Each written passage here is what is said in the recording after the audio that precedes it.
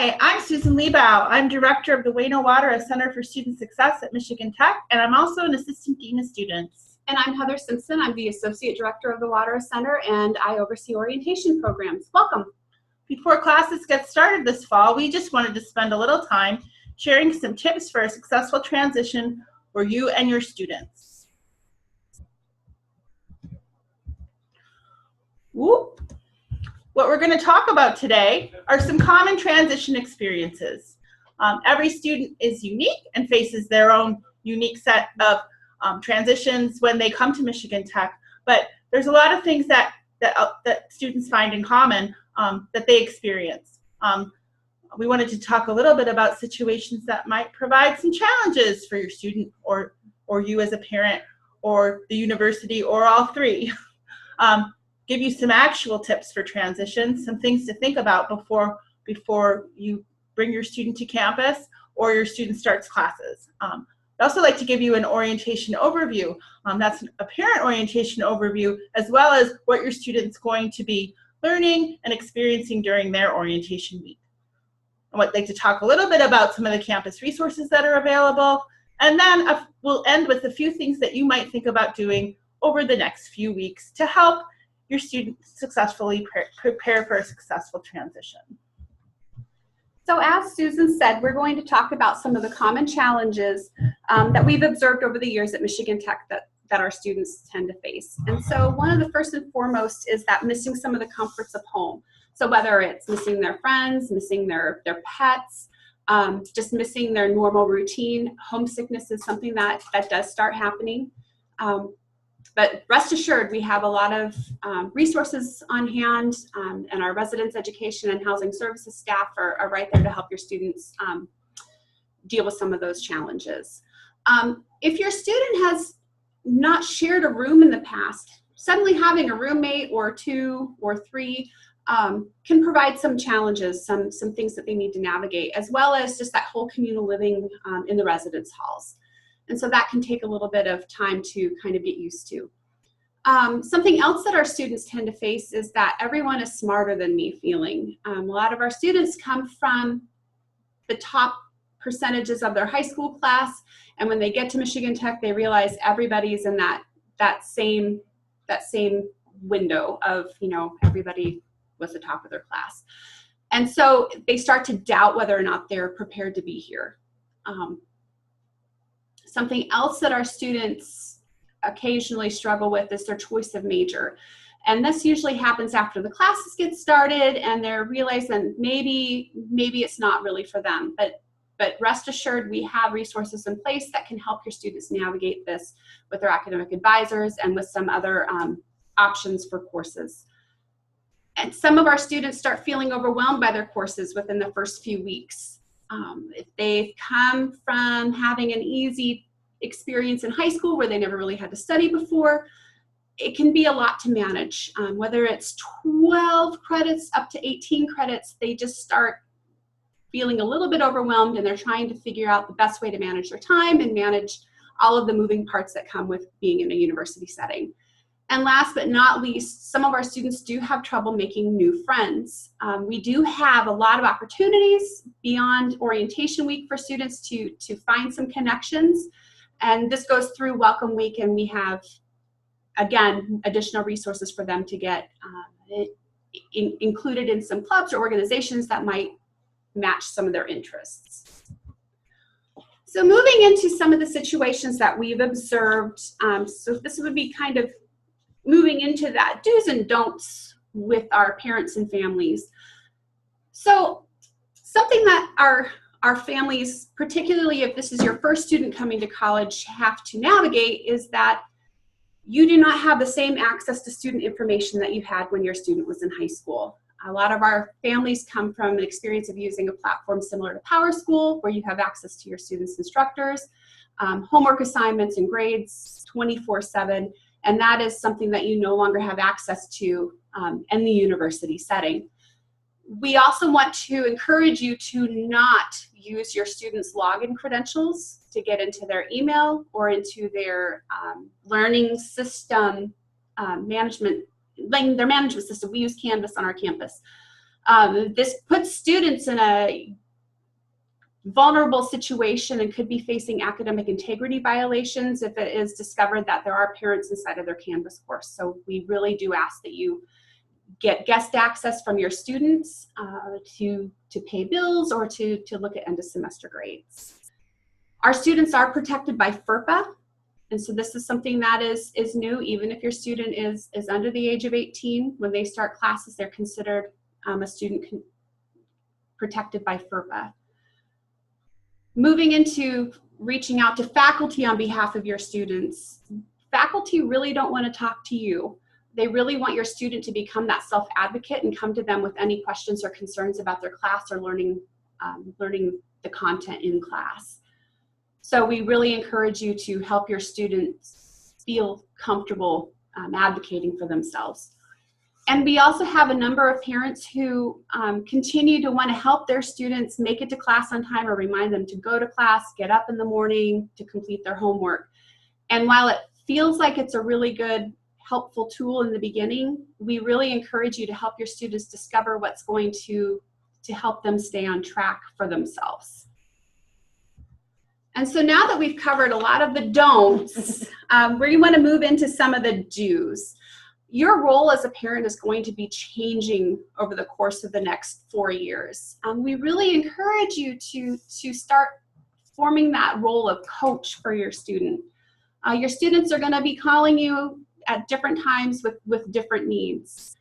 Oftentimes it's to have a sounding board. They just want somebody to listen or they want somebody to vent to.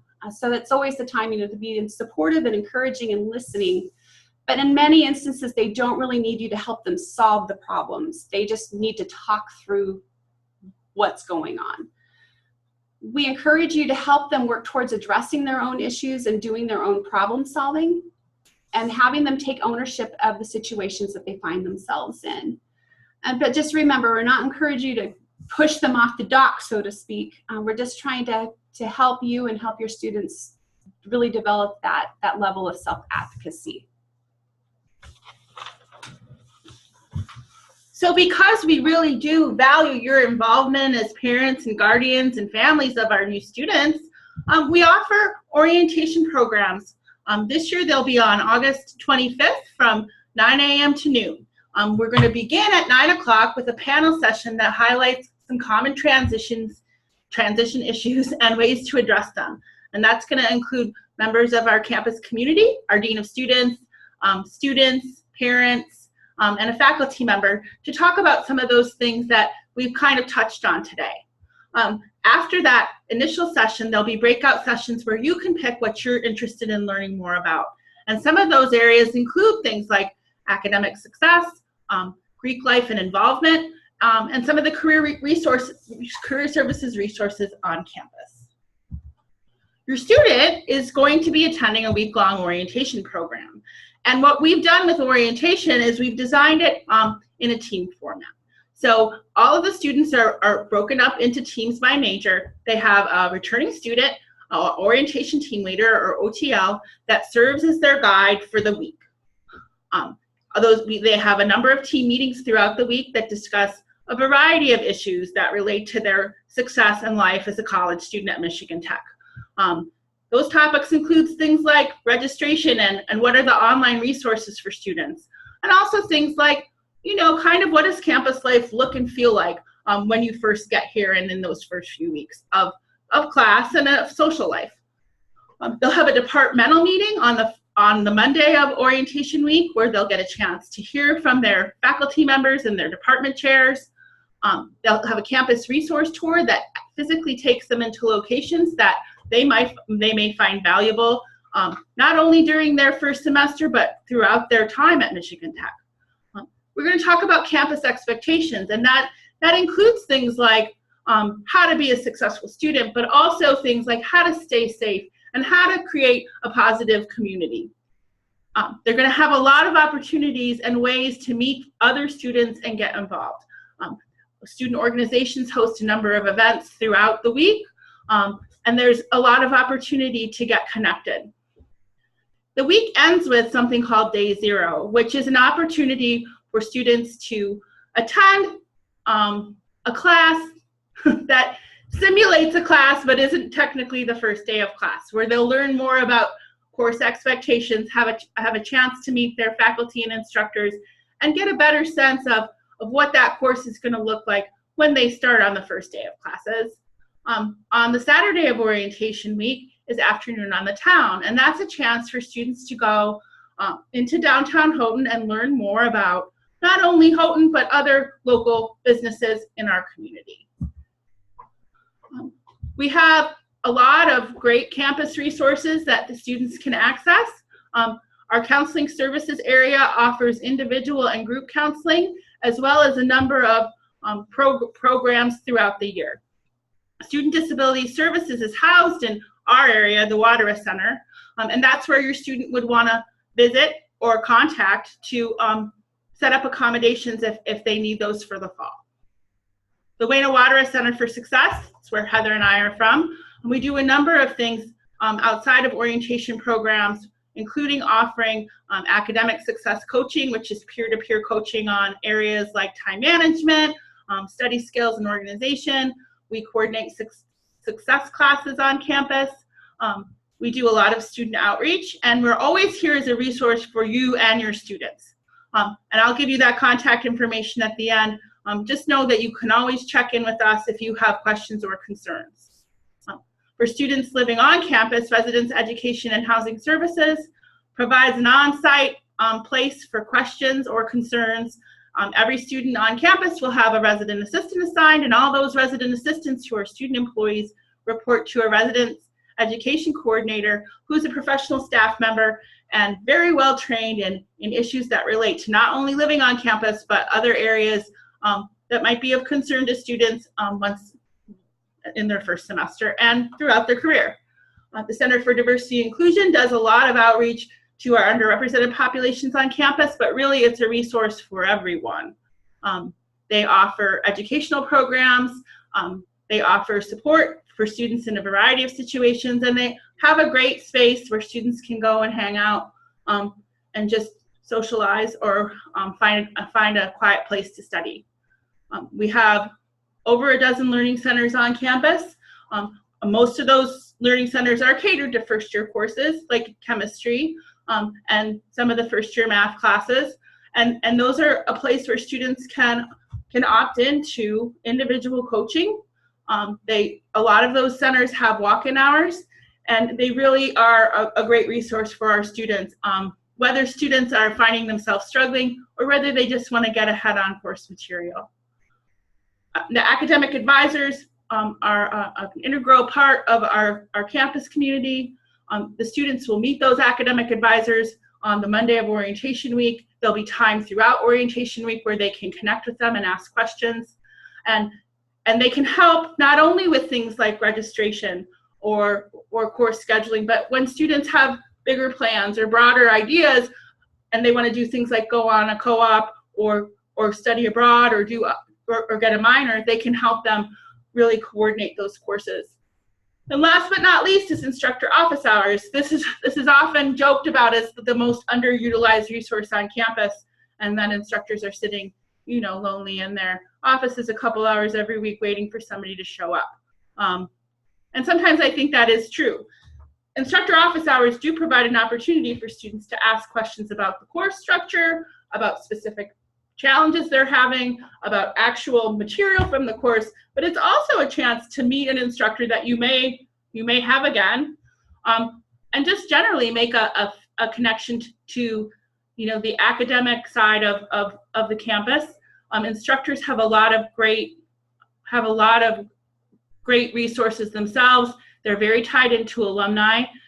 They often know about job opportunities on campus, and then they have alumni contact them sometimes for positions that are open. They can write reference letters down the road if they have a good relationship with a student, and that could be for something like a scholarship or graduate school. So instructors are really a great resource on our campus, and students find that most of the time that they're really receptive to having those relationships. So what should you do in the next few weeks? I think one thing that can be really helpful for both sides, the students and the parents and the guardians, is to discuss expectations. And some of these are like more serious things like what you expect from academic performance. And if that's a critical thing, and that's kind of something that's a very serious thing that you need to discuss, that, you know, that's a good time to do it, so there's not surprises later in the semester. But it could be something as simple as communication, right? And so we're very well connected through email and social media and our phones and texting and all these different ways we can stay connected. Well, you as parents have busy lives, your students have busy lives. How often do you want to talk to each other? Do you want to set up a regular time to talk to each other? And these things seem silly, but it really helps eliminate any sort of misunderstanding down the road. And this one is I always feel kind of unsure when I talk about students developing skills, because I don't want to sound like I think that, you know, all students are not able to take care of themselves, because I certainly don't believe that. But there are students that have less of those sort of adulting skills than others. And that's not a judgment. It's just every family is structured differently. And maybe they haven't learned how to do laundry. And maybe they haven't had to do certain things for themselves. And you know what? That's okay. This is a great chance. These next few weeks is a great chance to help them develop skills like doing laundry, or making a couple of simple meals that they may want to make on the weekend, or, you know, times that, you know, their schedule allows, they might want to cook something or bake something. And Heather referred to this a little earlier, is, you know, getting into that schedule of getting themselves to go to bed and get up at a certain time to keep that consistency. And then budgeting, you know, a lot of times students haven't necessarily thought about spending money. And so where are they going to have a job? Are they expected to have a part-time job? What's their budget? If you're gonna give them a monthly income, or they have money that they've saved that they're going to spend, how are they going to manage that to make sure that they have the funds they need to do the things that they need to do? And then one great way to get them kicked off and kind of start that transition to Michigan Tech is have them handle some of those final details that they need to take care of before they come here. And maybe that's a call to financial aid, or maybe that's coordinating what they're going to bring with their roommate if they haven't already done that. It could be taking that trip to Target or Walmart and getting those things that they want to have in their residence hall room, or school supplies. And some of your students may have done this months ago, but it's a great way to help them start to transition to their independence and their self-advocacy at Michigan Tech. So some resources for you. If you have not already discovered it, I really encourage you to become a part of the parent Facebook page. This is a page that is managed by the parents for the parents, and it is a tremendous resource for you to get questions answered, from things like, what cell service should I have my students use, to where should I send them to get auto repairs done. So they have some wiki pages and some great, just some great resources for you. We also, on the Wadera Center website, we have a parent and family resources page. The link to get to that is provided for you. I encourage you to take a look at that. There's some great information for parents and families. We also offer Family Weekend. This year it's October 11th through the 13th. But what we want to remind families is that you're welcome to come and visit Michigan Tech on your schedule. So if Family Weekend does not meet your needs, you might have younger children at home, work schedules, we know. Talk to your students. See if there's a time that makes sense for you to come to campus. All families don't come for Family Weekend, so I don't want you to feel as though if you can't come, your student's going to be the only student without somebody here. It's just an opportunity that we provide to families with some extra things to do in the area. And then also, we as the Wayno Wadera Center for Student Success, we wanted to make sure you had the link directly to our website. And this is going to bring us to some additional resources for you that I've found helpful. So a few books that I've read myself. I've had referred to me from other families and from other institutions, and it's just another place for you to go for information on transitions, or what to expect month by month as your student is navigating a residential campus community for the first time. So please take a look at those resources. We thank you for taking the time to watch this webcast. Again, here's our contact information. We know that this wasn't live and you didn't have an opportunity to ask any questions. So don't hesitate to contact us with any questions or concerns you might have. And one last note is, the new student frequently asked questions on the Water Center site is a great resource. It's a quick read, but it's a great place to find some information about getting ready to come to campus and some questions that you might have, and maybe some questions you didn't even think you had. So take a look at that. That's a great place to get some questions answered, but don't hesitate to contact us. Thank you. Thank you.